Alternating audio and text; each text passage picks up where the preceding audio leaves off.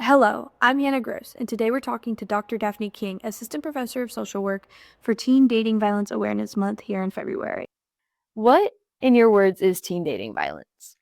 So, teen dating violence is where teens may be experiencing any type of physical, sexual, or emotional abuse in their dating relationship, in addition to experiencing any type of stalking or what we call electronic abuse in a dating relationship. It can be characterized by sexual and physical violence, it can be characterized by emotional abuse, by stalking, and again, electronically, where things are occurring, in the cyber format, or via social media. hmm And there's a lot of warning signs which you've listed before for teen dating violence. Does it take more than one for it to be teen dating violence, and should a teen or parent be alarmed to see these patterns? So I don't really think that a teen or parent should be alarmed if they see any signs of violence in the relationship. I do think it's a call to action, and the teen and their parents really want to talk together about what action to take. Parents would want to create that, kind of non judgmental, safe space for teens to talk with them. And I know sometimes parents want to jump in naturally so and fix things, but you also want to make sure that teens are involved in whatever the next steps are going to be. And there isn't a magic number of, how many warning signs you should see before taking action. It's noticing those warning signs so that you can take the appropriate action. Absolutely. And you've said previously that many teens don't tell anyone when they're experiencing dating violence.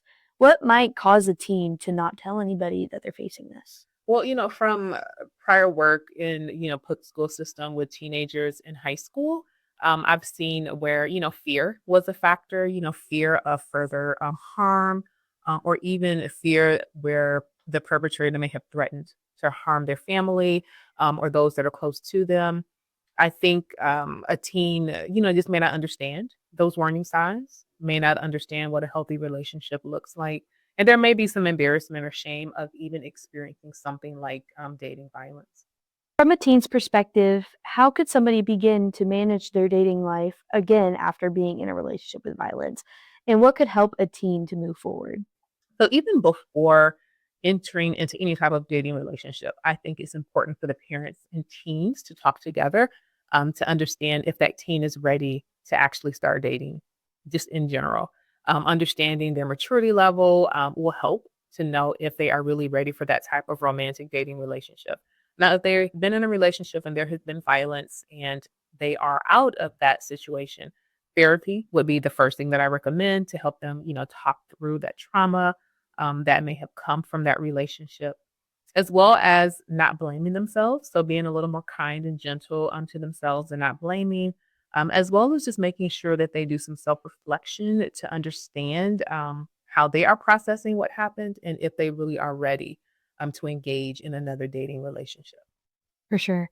And Dr. King, is there anything else you would like to add to this conversation?